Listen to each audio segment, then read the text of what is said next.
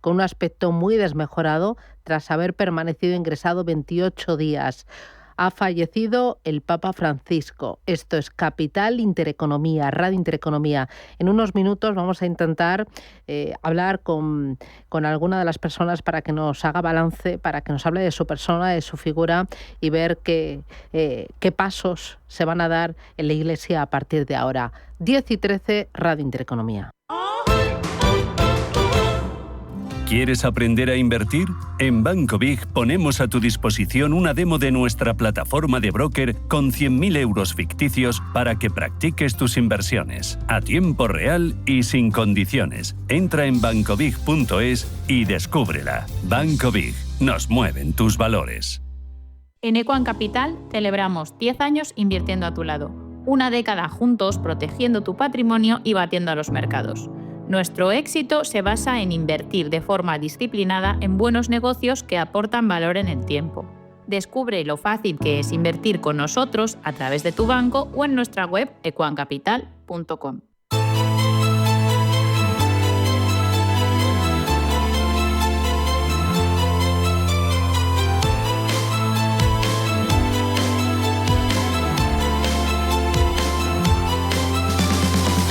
Escucha Capital Intereconomía. Esto es Intereconomía. Uno de los activos estrella de este año 2025 y de este día, también 21 de abril, es el oro. La onza de oro ha conquistado los $3.400. Javier López es director de Sibel Gold Patrimonio. Javier, ¿qué tal? Buenos días. Muy buenos días. ¿No hay límite, no hay techo para la onza de oro? De momento no la vemos bastante alto y sigue con muchas ganas, con mucha potencia, independientemente de que también parte de esta subida viene por la debilidad del propio dólar. La subida del oro hoy de un 0,15 frente a unos $65. Uh-huh. No sé si llegamos tarde si queremos invertir en onza de oro, si el tren o la fiesta ya está a punto de terminar. Susana, también decían que estaba muy caro cuando se alcanzaron los 2.000, también muy caro cuando se alcanzaron los 2.500, nadie esperaba alcanzar los 3.000, estamos buscando los 3.500, 3.600. Nadie sabe lo que va a pasar en los próximos semanas, los próximos meses. Pero la tendencia ahora mismo, por la incertidumbre, por la demanda, la sobredemanda que hay, pues de momento va a seguir. El objetivo, pues no sabemos realmente dónde estará el techo. Nunca es tarde para entrar si entramos de forma inteligente y de forma fraccionada. Uh-huh. Entiendo que los bancos centrales son los principales compradores de oro físico, especialmente bancos centrales de países emergentes. Esto le está dando y le va a dar un soporte al oro por mucho tiempo. Correcto. Efectivamente ha aumentado este año un 18% la demanda de oro físico por parte de los bancos centrales, pero para tratar de reforzar también su propia moneda, su propia economía, su propio PIB. Uh-huh. Los inversores obviamente también están haciendo todo esto. Realmente es lo que está dando ese mensaje también a los pequeños compradores. Nosotros como inversores particulares, ¿cómo podemos acceder a oro? Pues teniendo claro que tenemos que entrar con el concepto de la diversificación. Se pueden entrar pues comprando lingotes pequeños, por eso ya sí el mercado facilita la posibilidad de entrar con lingotitos de 1 gramo, de 2 gramos, de 2 gramos y medio, que son más accesibles, y también obviamente lo que siempre hemos comentado, que es inteligente comprar poco a poco, tener una rutina y obviamente la compra fraccionada es importante. Nunca sabemos cuándo entrar en una compra, digamos, de golpe, ¿no? No sabemos si hemos entrado y a lo mejor a la próxima semana hay una caída. Si vamos con esa visión cortoplacista, siempre los metales preciosos tenemos que ir siempre al medio y al largo plazo. Uh-huh. Y siempre combinar un metal precioso con otros más para diversificar en activos. Totalmente de acuerdo, Susana. La diversificación no es solamente entrar en el oro, que digamos el más tradicional, el que ha servido siempre como refugio, pero tenemos la plata, que está bastante bien de precio, con un potencial de crecimiento importante. Tenemos el resto de los metales industriales, obviamente también con más volatilidad, pero en una cartera o una compra, digamos, bien diversificada, deberían de entrar en distintas proporciones, pues tanto el oro, la plata, como el resto de los metales. ¿Dónde se guardan esos metales preciosos? Pues esos metales o lo guarda el cliente en su casa, cosa que nos recomendamos a partir de cierto nivel, o bien se guardan en cámaras especializadas, en empresas especializadas de custodia, que realmente, digamos, pues dan seguridad y tranquilidad. Digamos, esta es la parte más negativa que puede tener la compra de metal físico, es decir, dónde guardarlo. Pero efectivamente hay empresas que lo hacen de forma económica y de forma segura, obviamente. Dos cositas más. Estamos en pleno momento de declaración de la renta. ¿Cómo tributan las plusvalías generadas por la inversión en oro o en otros metales preciosos?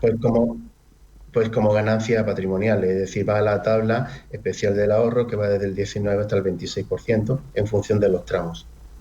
¿Y son inversiones líquidas? Sí, vamos a ver, siempre tanto el oro como la plata siempre han tenido una muy buena liquidez. Siempre hay compradores, siempre hay gente que vende, gente que compra, con lo cual la posibilidad de hacerlo líquido dentro de muchísimas empresas especializadas, empresas serias, y que obviamente te van a hacer que rápidamente lo transformes en el dinero cuando lo necesites. Si yo quiero empezar con vosotros a trabajar y no tengo absolutamente ni idea de cómo invertir, ¿cómo es el proceso? ¿Cómo sabéis qué necesito? Primero, ¿Cómo hacerlo? ¿Qué porcentaje de mi patrimonio? ¿Cómo me hacéis el traje a medida? Pues mira, todo eso va en función de cada persona, es un mundo. Cada persona tiene un determinado perfil, unas necesidades, una capacidad de compra, una capacidad de ahorro, unas necesidades a corto, medio y largo plazo. Todo eso determina un perfil en el cual, conociendo el mercado, sabiendo cuáles son los pros y los contras, pues, digamos, puedes tener una idea hacia dónde qué parte de tu porcentaje, de tu patrimonio deberías de coger y hacerlo. Pero obviamente primero tienes que tener muy claro cuál es tu perfil, y ahora a partir de ahí, pues ¿en cuánto tiempo no voy a necesitar el dinero? Tanto, ¿en qué parte puedo hacer sin que me pueda ocasionar algún problema en caso de que venga algún imprevisto? Tanto. Entonces, a partir de ahí, empezar, obviamente, diversificando primero empezando, por ejemplo, con el oro y la plata, y ya, si tienes experiencia, pues ir un poco más adelante y entrar en otro tipo de metales. Una cartera más o menos debería de estar alrededor entre el 10 y el 15%, 20% del total de patrimonio según el perfil en metales preciosos. Y dentro de eso, diversificado como hemos comentado, en oro, plata y en el resto de metales. Muy bien, pues Javier López desde Silver Gold Patrimonio, gracias por esas claves y esos consejos, y nada, te veo y hablamos la próxima semana. Hasta el lunes que viene, un abrazo. Muchas gracias, Susana. Adiós, chao. Buenas tardes.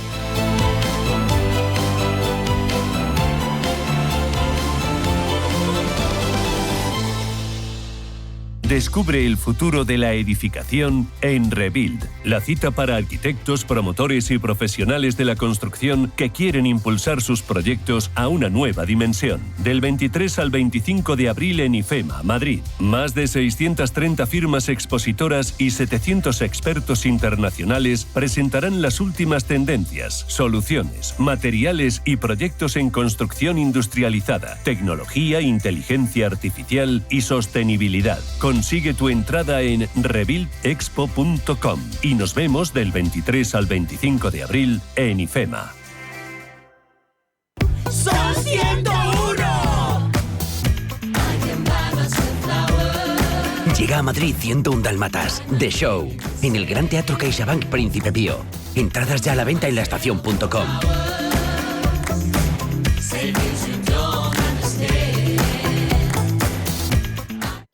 Mercado de divisas, la actualidad del euro, el dólar, la libra y todo el mercado Forex. Un programa presentado por Alba Puerro. Elige tu propio camino en el mundo de la inversión. Mercado de divisas, los miércoles de 10 a 11 de la noche en Radio Intereconomía.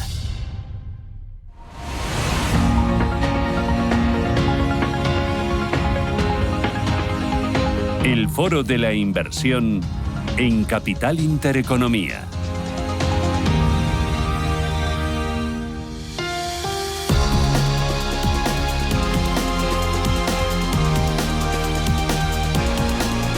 Bueno, hoy voy a extender la alfombra roja porque les vamos a presentar a Stella Capital, un nuevo actor en el sector financiero, en la industria del asesoramiento financiero y la gestión de activos aquí en España. Está conmigo Ignacio Olave. Ignacio, ¿qué tal? Buenos días. ¿Qué tal? Buenos días, Susana. Que es responsable de relación con inversores de Stella Capital. Oye, enhorabuena. Enhorabuena. Bueno, muchísimas gracias, Susana.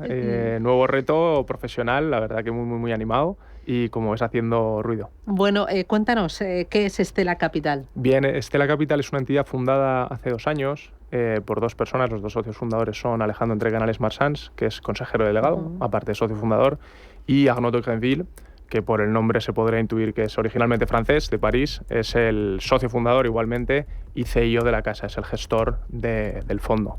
Posteriormente se une Javier Orduna Eugui como director de inversiones, que viene a ser la mano derecha de Arnaud, desde el punto de vista de en qué empresas invertimos, por qué invertimos, en qué empresas no invertimos y por qué. Y el último en incorporarse soy yo como jefe de relación con inversores o director de relación con inversores, que llevo al fin y al cabo la comunicación con clientes y con medios de comunicación. Gestionamos una única estrategia de renta variable global y multisectorial. Se llama el fondo Stella Global Equities y ya tenemos en torno a 100 millones de activos bajo gestión. Bueno, a ver, que me has dado mucha información en muy poquito tiempo. ¿Por qué ahora? ¿Por qué lanzáis ahora Stella Capital?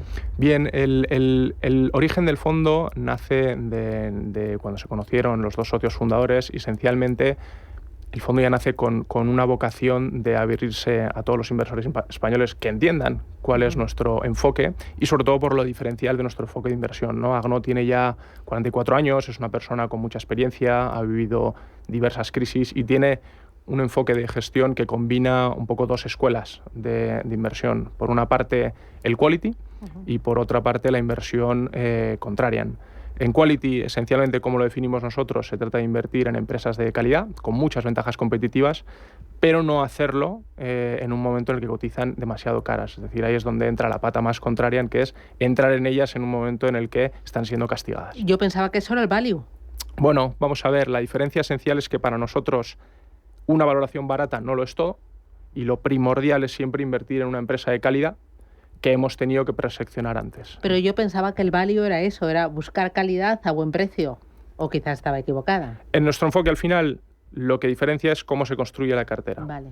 El primer paso es construir un universo de inversión, que en nuestro caso consta de 400 compañías, y en este universo de inversión lo que hemos buscado es empresas líderes a nivel mundial, ya sea por sector o por industria, o si no líderes a nivel continental. Estamos hablando de Europa, Asia, Norteamérica, Sudamérica, y aquí tenemos que tener muy claro cuál es la ventaja competitiva de la compañía que le da ese liderazgo. Bien, puede ser que es el low cost provider, puede ser que tiene mucha escala, puede ser que tiene una marca muy reconocible, que es capaz de trasladar precios, y aquí no miramos el precio. Es decir, hay muchas compañías que Arnaud ha mirado durante 10 años y no ha podido invertir en ellas nunca porque esencialmente nunca se habían puesto a tiro. Donde entra la parte más contraria, que se puede asemejar un poco más, en esa parte de comprar barato, es en el momento de ejecución de la cartera. Lógicamente no tenemos 400 valores en la cartera, eso es solo el universo. En la cartera actualmente tenemos unos 22 y normalmente nos movemos entre 22, 23 y 30, 35 por la parte alta, y ahí la ejecución tiene que ser todo. Tenemos que entender muy bien por qué esa compañía o una de esas compañías del universo de inversión ha caído en precio y separar muy bien lo que sería una disrupción o un cambio de paradigma, es decir, una compañía que fue de calidad, pero ya no lo es, de una compañía que está pasando meramente por un bache coyuntural. Entiendo que ahora el momento es el ideal, porque con el zarpazo que están soportando los mercados de acciones, pues habrá muchas compañías de calidad que ofrezcan hoy valoraciones más atractivas que hace 3 meses. Pues efectivamente, este es un momento que, aunque pueda parecer contraintuitivo, los momentos de volatilidad en general para los gestores de renta variable y especialmente gestores activos como nosotros, pues son muy dulces, ¿no? Te voy a poner 2 ejemplos de 2 compañías que eran viejas conocidas, que habíamos tenido en la cartera y que hemos podido reincorporar a raíz del inicio del Liberation Day, o bueno, de la guerra comercial o de la renegociación comercial de la administración de Trump con el resto del mundo. Estas compañías son Five Below y Estée Lauder. Five Below, empiezo por la primera, es una compañía que se dedica al consumo discrecional en Estados Unidos, tiene diversas tiendas, más o menos vende a gente joven, sobre todo de 30 años para abajo, de clase media, media alta. Es una empresa que vendimos en torno a $90 por acción en septiembre del año pasado y de 90 pasó a 115. No pasa nada, en ese momento ya no tenía mucho margen de seguridad para nosotros. Claro, ¿qué es lo que ha ocurrido? De 115 ha pasado en el peor momento de este año, que fue justo el día de la publicación de los aranceles por parte de Trump, pasó de 115 a 57, es decir, un derating, una caída del 50%. Claro, nosotros en ese momento estamos viendo que una compañía en ese día caía un 25%, compañía que en septiembre vendimos, que ya tenemos el análisis hecho, ya tenemos el modelo, nos conocemos absolutamente todo y podemos aprovechar para incorporar. Bueno, pues esta compañía ha pasado de 57 más o menos ese día a 67. Es decir, ya le vamos ganando en torno a un 15% en un momento muy oportuno y muy específico de mercado en el que han venido curvas. Y la otra, Estée Lauder, ya creo que esta ya es más conocida, es la segunda empresa de cosméticos más grande del mundo. Bueno, en fin, ventas a nivel mundial en Asia, en Estados Unidos, en Europa. Y esta la compramos originalmente a 60, si no recuerdo mal, $60 por acción en noviembre del año pasado. Se fue de forma relativamente rápida a 80 y en ese momento ya vendimos. Y con el anuncio de los aranceles de Trump, pues ha caído a 51. Cayó justo ese día 51, momento en el que aprovechamos de nuevo para comprar una vieja conocida en la que ya tenemos todos los deberes hechos y ahora está en torno a 54, $55. En ese universo de inversión de 400 compañías, ¿cuántas españolas hay? Pues mira, española tenemos una clarísima que es Amadeus. Yo creo que es un líder indiscutible. Bueno, estuve el otro día en la sede aquí en Madrid. ¿Y qué te pareció? Impresionante, claro. Impresionante. Nos contaban, pues es una compañía que no gestiona aeropuertos, no gestiona aviones, pero permite que todos nosotros cojamos un avión. Así y es líder a nivel mundial. Tiene un gran competidor en Estados Unidos, pero ellos dos se reparten todo el pastel y está entrando mucho en tema también de ocio, o sea, de turismo, de gestionar toda la parte hotelera, gracias a la tecnología. Es un cañón. O sea, al final, Amadeus es tecnología y es sector turismo. Efectivamente, es una empresa muy buena en la que de hecho hemos tenido inversión, es decir, no solo está en el universo, sino que en el año 2023 tuvimos Amadeus y salimos con beneficios, ¿no? La otra empresa que tendríamos esencialmente ya sería Viscofan, que es un poco más desconocida, pero también nos parece una empresa muy relevante en su sector, y posiblemente Inditex también, si bien es algo más complejo, ese sector de venta retail, cuando no eres ni el low cost provider ni el más de lujo posible. Pero vamos, Amadeus sería la que hemos tenido en cartera y hemos salido con beneficios y para nosotros la niña más bonita del mercado español. No, es impresionante lo que es compañía y es española. Por tamaño de compañía, ¿tenéis algún límite? O sea, ¿solo vais a mega caps? No. De hecho, intentamos comprar siempre compañías líderes, pero aquí un líder normalmente ya tiene un cierto tamaño. En el universo, el 60% del universo vienen a ser compañías grandes, luego tenemos un 12% que son compañías pequeñas y el resto son compañías medianas. Si bien hay que decir que las compañías pequeñas en nuestro universo de inversión son ya compañías de 3.000, 4.000, 5.000 millones. De hecho, por darte un dato, Susana, la capitalización media ponderada de la compañía actualmente en la cartera son 11.000 millones, con lo cual no son megacaps, pero sí son compañías de un tamaño bastante relevante. Claro, me comentabas que a día de hoy 22 valores, va a ser una cartera bastante concentrada, máximo van a ser 35 valores, una cartera entiendo que también con poca rotación. Bueno, aquí para nosotros la rotación va a depender mucho de la volatilidad. Es decir, en los años en los que hay mucha volatilidad en el mercado, pues podemos tener más rotación porque al final podemos tener compañías que pasan pues, de 60 a 80, como Estée Lauder, para luego volver a caer a 51 y volver a integrarse en la cartera. Y los años en los que hay menos volatilidad, eso también quiere decir que menos oportunidades probablemente en nuestro universo de inversión, con lo que cartera un poco más estable. Lo normal es que tengamos compañías en torno a 1, 2, 3 años en cartera y poco a poco vayamos rotándolas. Si hemos hecho los deberes muy bien, pues incluso te diría que comprar y en 6 meses salir, pero eso ya sabemos que no siempre es tan fácil. ¿Por regiones qué pesa más a día de hoy? Europa. Ahora mismo tenemos el 51% de la cartera en valores que cotizan en Europa. Dentro de ese 51, el 24 son valores ingleses, que cotizan en Inglaterra, pero que no dependen de la economía inglesa, como puede ser Rentokil, Experian o Burberry, por darte unos pocos ejemplos. Un 28% en valores que cotizan en Estados Unidos, un 9% en valores, 2 valores brasileños y un 9% en Asia, que son 2 valores valores chinos y un valor japonés. ¿Tenéis algún sector que no toquéis, como por ejemplo bancos? En general hay 3 cosas que no nos enamoran desde el punto de vista sectorial. Uno, los sectores muy cíclicos. No porque no se pueda hacer dinero en ellos, perfectamente se puede hacer dinero en los sectores cíclicos, pero nos gusta mucho la recurrencia en un negocio, es decir, un negocio al que el cliente tiene que acudir casi todos los años, por lo cual ya un sector en el que en 3 años haces mucho dinero, pero igual te pasas 7 sin hacer grandes cosas, no nos enamora, simplemente desde el punto de vista de gestión. Y lo que ya sí que rechazamos serían sectores en declive estructural, es decir, sectores que todos los años van decreciendo un poco, y sectores sobreregulados o con un marco regulatorio muy estricto, que podría ser entre ellos el banco o el sector bancario o el sector de utilities, por dar otro ejemplo. ¿Tecnología? Sí, en tecnología sí que es uno de los sectores en los que podemos invertir y de hecho en el nacimiento de Stella Capital, en el inicio, ya hace 2 años y poco, tuvimos inversión en, empresas que van a conocer todo el mundo, en Meta, en Alphabet, en Amazon o en Microsoft, y en todas salimos con rentabilidad muy positiva, ¿no? Y ahora, por ejemplo, el zarpazo que está sufriendo la tecnología, ¿os hace mirar a este sector con más mimo? Nos hace mirar al sector con más mimo, sí, si bien a nosotros nos gusta encontrar realmente caídas de precios del 50, 60, 70%. País a derribo. Es decir, nos gusta comprar realmente un líder cuando le ha pasado no solo una cosa mala, sino igual 3. Una cosa exógena, que puede ser una guerra arancelaria como la actual, una cosa endógena e incluso 3 o 4 factores donde ya realmente sepamos que estamos comprando con mucho margen de seguridad. Vale. ¿Habéis empezado con 100 millones de euros de patrimonio? ¿Objetivo? Pues yo diría que a cierre de 2026 deberíamos situarnos en torno a los 200 millones. Vale, dudas que tengo.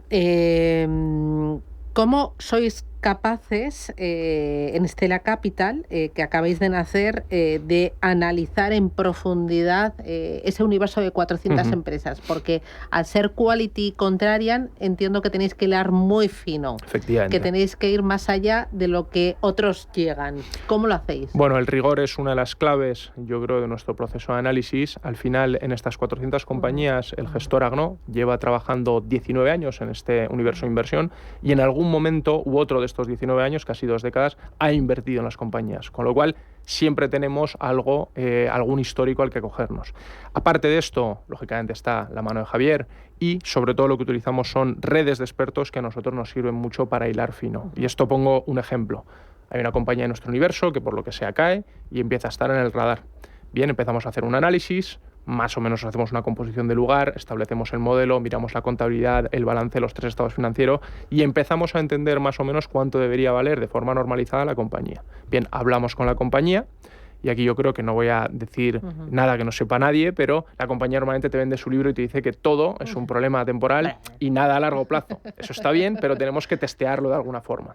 Aparte de testearlo internamente, lo que hacemos es acudir a expertos. Expertos son exdirectivos, ex-CEOs, ex-altos cargos de esa empresa. Sois como los periodistas, ¿no? Buscáis distintas fuentes. Bueno, es que efectivamente tenemos que triangular el dato. O sea, tenemos que triangular el dato y esos expertos nos ayudan, como personas que llevan trabajando 20, 30 años en ese sector, a ver cosas que igual no son tan obvias y efectivamente tomar esa decisión sobre si la empresa sigue siendo de calidad y esto es un bache temporal o si directamente tiene que salir del universo de inversión y será otra. Y luego, no sé si sois unos valientes o sois un poco inconscientes porque tal y como está el mercado de competitivo aquí en España y dominado por los 4 o 5 grandes bancos, no sé si es un poco... Mira, Susana, yo creo que... Está complicado el sector y la industria, o sea, sobre todo porque estamos en un país donde los bancos son los que siguen mandando. Sí, pero mira, yo creo que si tienes una propuesta de valor diferencial, que claramente la tenemos, no hay ningún otro fondo quality contrarian en España y me atrevería a decir que muy pocos fondos en Europa. Si igualmente tenemos los mimbres para que nuestra cartera puede funcionar correctamente, que lo hace. De hecho, bueno, pues en este año caemos apenas un 4% frente a un MSCI World que cae un 14%, y sobre todo con las bases de otras entidades independientes que lo han hecho bien en España, pues creemos ciertamente que podemos crecer. Oye, la última, ¿dónde se encuentro? Estamos aquí en Madrid, Jorge Manrique 4, muy cerca de Castellana, a la altura de Nuevos Ministerios. Bueno, pues nada, tendré que ir a visitaros, ¿no? Ojalá, cuando quieras, Susana.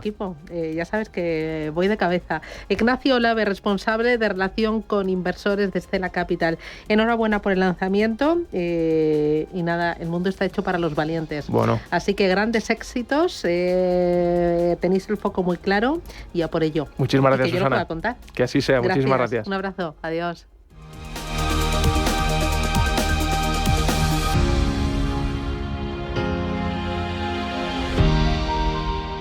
Con la entrada ella sola no va a poder. Habrá que ayudarle. Y seguro que está sin amueblar. Mi hija no duerme en el suelo. Cariño. ¿Qué? La niña que están dando. Si te preocupas demasiado por el futuro, te pierdes el presente. Deja que los planes de pensiones de Mapfre se ocupen de tu futuro con la única gestión que se adapta a ti. En el momento de la verdad, ¿a quién elegirías? Mapfre. Esta primavera, contrata la luz y el gas con Endesa y consigue 160 € de descuento en tus facturas en puntos del programa para ti. Consulta condiciones y contrata ya en el 800-700-700, en tu punto Endesa o en endesa.com. Endesa, la energía de la primavera. Si caminas solo, irás más rápido. Si caminas acompañado, llegarás más lejos. Luna Sevilla es su asesor patrimonial de referencia. Prestando nuestros servicios como agentes de Caser Asesores Financieros, somos una empresa con amplia experiencia profesional y una clara apuesta por la formación de calidad, la información transparente y objetiva y por el asesoramiento financiero personalizado y continuado. Si desea más información, visite lunasevilla.es o llámenos al 91 762 3442. Geopolítica, mercados, bancos centrales. Los temas más candentes que impactan en la economía mundial están en Visión Global. Cada tarde de lunes a viernes a las 7 con Marta Isern. Visión Global. Marcamos la diferencia. Radio Intereconomía. Aquí Cupido dispara por la espalda. Y por eso vienes. Ya a la venta los nuevos abonos del Teatro Real para la próxima temporada. Carmen, Il Trovatore, Otelo, Romeo y Julieta. Más de 20 abonos diferentes desde 51 € con una gran variedad de tarifas, fechas y espectáculos. Compra tu abono en teatroreal.es. Teatro Real, ópera en toda su intensidad. La Hora de Miguel Ángel es un programa dedicado a la salud y la prevención de enfermedades. Con un lenguaje claro y sencillo, te explica cómo llevar una vida saludable. La Hora de Miguel Ángel, todas las noches a las 12 en Radio Intereconomía.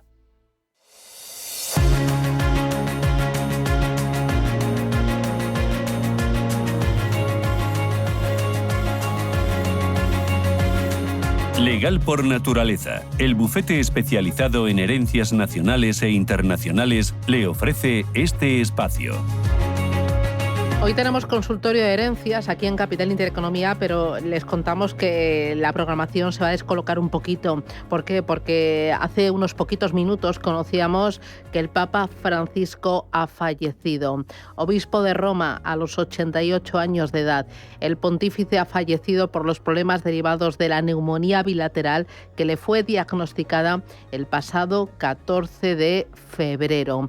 Con el fallecimiento del Papa Francisco, la Iglesia Católica se enfrenta ahora a la difícil tarea de encontrar reemplazo al sumo pontífice romano, vicario de Cristo, sucesor de San Pedro en el gobierno universal de la Iglesia Católica. Enseguida vamos a hablar con un sacerdote, con Evaristo de Vicente, para que nos haga balance de su trayectoria, para que nos hable de su legado y sobre todo que nos cuente cuáles son los pasos que va a pasar al frente de la Iglesia en los próximos días, en las próximas horas. Pero mientras saludo a Iciar Pernía, que es socia directora de Legal por Naturaleza. Iciar, ¿qué tal? Buenos días. Buenos días, Susana. Bueno, te aviso que quizás durante el consultorio tengamos que interrumpir un poquito porque esa última hora nos obliga a descolocar un poquito la programación. Recuerdo a los oyentes claro que tienen sí. un teléfono a su disposición, es el 91-533-1851, para que nos llamen y nos planteen cualquier duda sobre el tema de las herencias. Hoy vamos a hablar de cómo hacen su declaración de la renta los fallecidos durante el año 2024. ¿Cómo tributa, por ejemplo, el causante, Iciar? Bueno, pues en este caso debemos tener en cuenta dos situaciones. Realmente vamos a hacer dos declaraciones de renta, una desde el 1 de enero hasta la fecha de fallecimiento de nuestro causante y otra desde el día siguiente al fallecimiento hasta el 31 de diciembre para sus herederos. Entonces, debemos tener en cuenta que si este causante ha recibido más de 22.000 euros anuales de un solo pagador o más de 15.876 de dos pagadores, tenemos obligación de hacer su declaración de renta y la tenemos que hacer siempre como tributación individual. ¿Quién tiene la obligación de presentación de la declaración de la renta del causante? Sus herederos.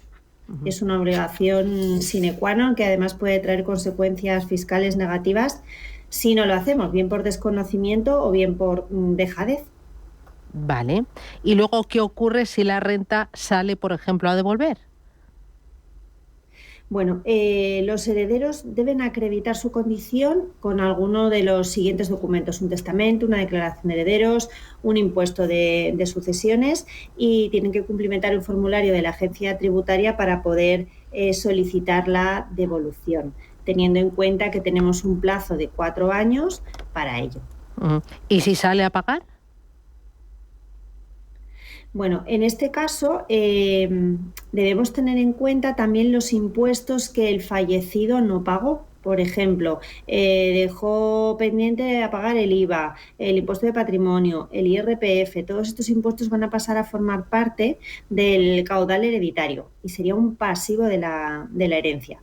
Por tanto, los herederos deben asumir estas deudas hasta el límite del valor de la herencia recibida. Quiere decir que nunca van a afrontar con su patrimonio personal el pago de impuestos pendientes de su causante. Con lo cual, si sale a pagar, la van a pagar ellos, los propios herederos. Eso sí, un detalle importante es que las sanciones que hubieran podido generar esta falta de pago de impuestos van a desaparecer, porque las sanciones son personales e intransferibles. Luego, esa sanción se imputó al causante, él ya no está, permanece la deuda, pero la sanción desaparece. Muy bien.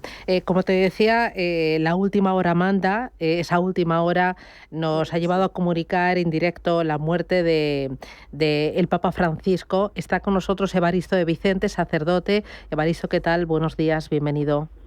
Buenos días, ¿qué tal? ¿Cómo estáis? Bien, un poco consternados porque justo ayer pudimos ver al Papa Francisco en el balcón del Vaticano para dar la bendición Urbi et Orbi. La verdad es que sí que tenía un aspecto desmejorado, pero también era lógico porque había permanecido ingresado 28 días. ¿Cómo acoges esta triste noticia? No sé qué palabras de consuelo nos puedes dar. Sí. Eres Susana, ¿no? Porque sí. No, es que estamos aquí cruzando llamadas. Ya, por eso, no sabía ahora con quién hablaba. Bueno, Susana, gracias por llamar, porque efectivamente acabas de decirlo, hemos visto no hace casi 24 horas, prácticamente lo habrá visto todo el mundo por televisión, el Papa muy deteriorado, ayer en el balcón del Vaticano, donde apenas no habló casi nada, aunque se le veía eso que se dice, debió de pensar que era su último final de resucitado, ¿no? Del que es lo que celebrábamos ayer, que es curioso también la coincidencia de que si hubiera muerto ayer, que no sabemos un poco la hora, se supone que ha sido esta madrugada, ¿no? Pero que precisamente cuando dice la resurrección era el domingo, y entonces sí que puedo decir que es un día muy señalado, que también puede ser la última lección que nos dé, ¿no? Porque Jesucristo dice en el Evangelio que aquel que cree en mí no morirá para siempre. Es una frase que, claro, celebrando ayer el Día de la Resurrección, viene muy bien pensar que, hombre, pues todos los que creen en Dios y esto, pues no mueren para siempre, que es una frase un poco equívoca, como que no muere para siempre, uno muere, ¿no? Bueno, pero el que cree en mí muere aquí un día, un mes, como ahora el Papa Francisco, pues en el día de hoy, del mes de abril, día 21, y del 2025, pero no ha muerto del todo porque vivirá para siempre, pensamos, ¿no? Yo no sé, a lo mejor de lo que te podía decir, si te parece... Susana, de su legado, Evaristo, ¿con qué te quedas? Sí. O sea, yo sé que es muy difícil resumir, pero 2 ideas clave de ese legado del Papa Francisco. Sí. Bueno, yo creo que ha sido por 2 cosas así claves, podríamos decir, una más discutida y otra todo el mundo de acuerdo. En mi opinión, estoy improvisando, pero digo, la más discutida sería un poco que ha sido un papa que ha roto ciertos moldes, de un papa más cercano, que ha querido incluso, este año ha sido la primera vez que no ha podido ir a lavar a la cárcel los pies el Viernes Santo, como sabemos, que es la costumbre clásica que se ha hecho siempre en la Iglesia, pero era el Papa y en el Vaticano con 12 señores, así todos muy allí. El Papa ha inaugurado lo de ir a la cárcel, e incluso lavar los pies no solo a 12 señores, sino también había una reclusa, porque se puede hablar así porque era de la cárcel, ¿no? Uh-huh. Y bueno, pues ese sería un ejemplo muy gráfico de cárcel, presos, por un lado. Otro lado sería, el otro lado bueno, así muy agradable, bueno, esto no es que sea malo, o esto digo como un ejemplo de rotura con clásicas cosas buenas también, tanto lo que han hecho los papas anteriores como ¿no? Pero lo que más ha resaltado también el mundo, y al decir el mundo me refiero a veces la prensa pues ha sido la tenerezza que el Papa decía, la ternura, ¿no? Él ha manifestado siempre un acercamiento a las personas que a lo mejor estaban, desde el punto de vista de la Iglesia, un poco como marginaditas, no sé cómo decir, ¿no? Ha sido un Papa como muy de dar un abrazo al mundo, ¿no? Es decir, no es que los otros papas no lo dieran, pero sí que efectivamente su sonrisa, su forma de ser, ha concedido muchas entrevistas. Fue noticia la primera vez que Juan Pablo II le dio una entrevista a libro, vamos, no todavía televisión, ¿no? En fin, ya ha dado muchas televisiones, entrevistas, tanto europeas como sudamericanas. Bueno, estos son las 2 cosas que resaltaría. Por un lado la ternura y por otro lado también el romper moldes un poco, ¿no? Siempre dentro de un protocolo muy estudiado y muy ¿no? Una cosa más, Evaristo, ahora con el fallecimiento del Papa Francisco, la Iglesia Católica se enfrenta a la difícil tarea de encontrar reemplazo al Sumo Pontífice Romano. ¿Cómo va a ser el proceso? ¿Cuáles van a ser los siguientes pasos? Sí. Bueno, pues mira, en este justo momento, vamos, suponiendo que la noticia que se ha dado ha sido hace una hora, prácticamente, ¿no? Te puedo decir que el jefe del gabinete o camarlengo, que se llama, del propio Papa Francisco, que es Kevin Farrell, se encarga de todos los preparativos y variaciones que se hacen desde el momento en que se muere. Hay una cosa así muy periodística, que el propio Kevin Farrell, que es el camarlengo, que vendría a ser, no sé si decirle, bueno, para entendernos como un secretario particular, no sé, no sería una correspondencia exacta, pero entonces dice 3 veces Vere Papa Mortus Es, que se entiende lo que quiere decir. Verdaderamente el Papa está muerto. Lo dice por 3 veces ante presencia, después llama esta frase la dice, no dice Papa Franciscus Verus Mortus Es, sino que dice el nombre propio suyo. O sea, en este caso Jorge Mario Bergoglio Papa Mortus Es, ¿no? Se entiende, ¿no? Lo que se está queriendo decir, ¿no? Bueno, esto es por su nombre de pila. Luego hay una cosa que no sé si se seguirá haciendo ahora en este momento, que es que se dan 3 golpes a la cabeza, simbólicos, claro, como darle unos golpes al Papa con un martillito, como que está muerto de verdad, ¿no? Luego también otra cosa que el propio Papa Francisco prohibió dentro de los protocolos, estoy diciendo justo lo que está procediendo en este momento, porque luego ya viene la convocatoria de todos los cardenales, los que pueden votar, en fin, todo esto que ya sí que se puede ver en otro momento más así. Pero en este momento también el hecho de que el Papa Francisco dijo que una cosa que le añadió al todo el sistema de lo que pasa después de la muerte de un Papa es que no se hicieran fotografías ni filmaciones dentro del lecho donde ha fallecido, sino que se se traslada a una capilla, ¿no? O sea, el Papa ya se ha puesto, digamos, como para poder aparecer en cámara, ¿no? Pues Evaristo de Vicente, muchísimas gracias por tus palabras y nada, una oración por el Papa Francisco. Un abrazo fuerte, cuídate, Evaristo, hasta pronto. Gracias. Un abrazo a ti también, próxima, gracias. Bueno, Itziar, era obligado, teníamos que hacer este pequeño paréntesis, los oyentes lo entenderán, es la última hora, lo que está pasando, nosotros lo estamos contando y pues es un momento histórico que teníamos que trasladar. Oye, seguimos con ese consultorio, nos quedan poquitos minutos, hablábamos de la declaración de la renta, de cómo hacen la declaración de la renta los fallecidos durante el año 2024. Habíamos comentado que qué pasa si la renta sale a devolver, qué pasa si la renta sale a pagar. ¿Nos puedes hacer un pequeño, o sea, en 3 líneas, contárnoslo, Itziar? Sí, os contaba que que lo más importante es que los herederos no deben olvidar esta obligación fiscal, que la renta se presenta, o sea, en el año 24, lo que estamos haciendo ahora en campaña, hasta el 30 de junio tendrán que presentar 2 declaraciones de renta, una desde el 1 de enero hasta la fecha de fallecimiento para el causante, otra desde el día siguiente hasta el 31 de diciembre para los herederos. Si sale a devolver, pueden solicitar esta devolución en plazo de 4 años, si no la perderán. Si sale a pagar, lo harán los herederos con el caudal hereditario y se eliminan las sanciones que hubieran podido recaer sobre el causante, sobre impuestos pendientes de pago, y las sanciones desaparecerán porque son personales intransferibles. Y también comentábamos que hay un supuesto en cuanto al usufructo de la vivienda habitual, que ahora entra a formar parte del caudal hereditario.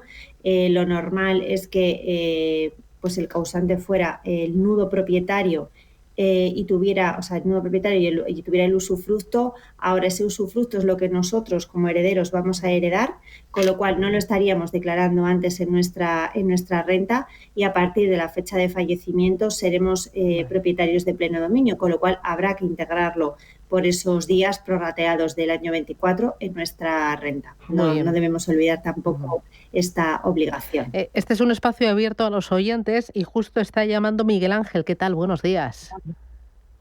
Hola, buenos días. Felicidades por el programa. Mire, tiene que bajar el volumen de la radio porque si no satura, se acopla, que decimos nosotros. Vale. No, es que no se le oye. O baja totalmente el volumen de la radio o no le escuchamos. Y necesitamos que no se mueva. Sí, por un lado tengo 66 años. Si tengo una segunda vivienda, si yo la vendiera, tengo separación de bienes, tendría que darle a mi futura, a mi mujer, parte de esa venta. Bueno. Eso por un lado. Y por otro lado, si yo vendo esa segunda vivienda, ¿qué ventajas tengo teniendo 66 años ante Hacienda? ¿Es mejor estar jubilado o no importa si está jubilado o no está jubilado teniendo 66 años?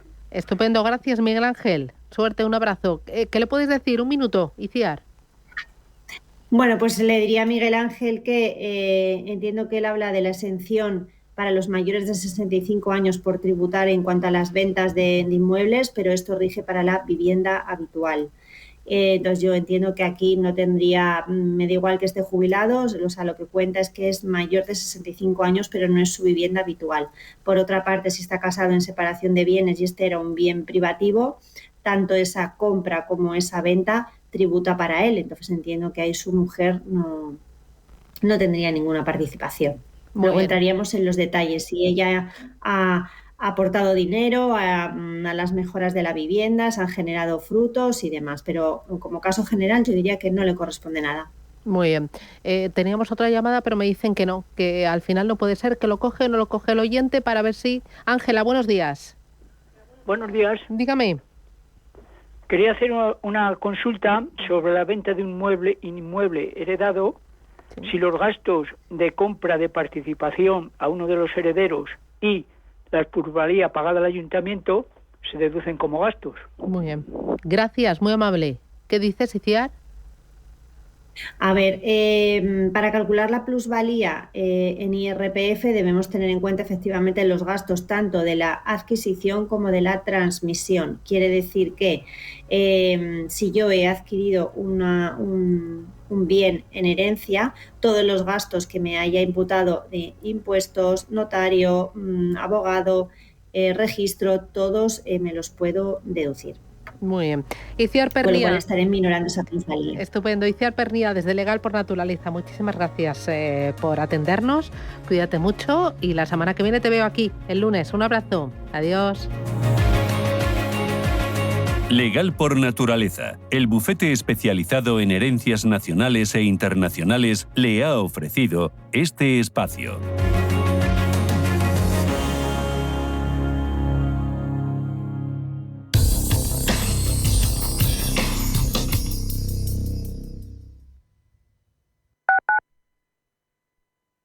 ¿Estás completamente seguro de que la rentabilidad de tus fondos de inversión es la mejor que puedes obtener? Si tu gestor te está ofreciendo los fondos de inversión de su banco, estás perdiendo oportunidades. Y lo que es peor, años de rentabilidad para ti. En Velaria Inversores estamos a tu servicio, no al del banco. Trabajamos con 10.000 fondos de inversión en el mundo y de ellos solo te ofrecemos los de mayores perspectivas de rentabilidad, sin ningún coste para ti. Si quieres más rentabilidad en tus fondos de inversión, visita velariainversores.com.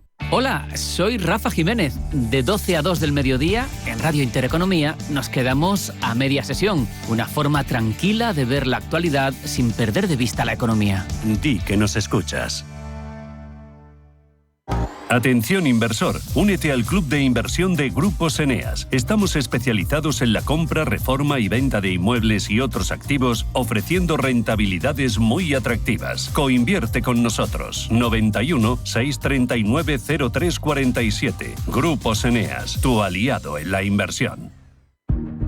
Amparo Larrañaga, Ruth Díaz, Cecilia Solaguren y Ana Carreño van a escalar el monte Fitzroy en la Patagonia. Es una pared muy complicada. Yo lo intenté una vez. ¿Crees que lo lograremos? Fitzroy, la nueva comedia de Jordi Galcerán. Más información y venta de entradas en teatromaravillas.com. ¡Subimos! Los nuevos conceptos energéticos son ya un presente. Por ello, en Radio Intereconomía nos sumamos cada semana a I Más Verde, un programa sostenible y eficiente, productivo e innovador en el que analizamos etiquetas tan conocidas como eco, cero, bajas emisiones, descarbonización o renovables. Recíclate cada martes de 10 a 11 de la noche en Radio Intereconomía con José Luis Pichardo y descubre el futuro más verde.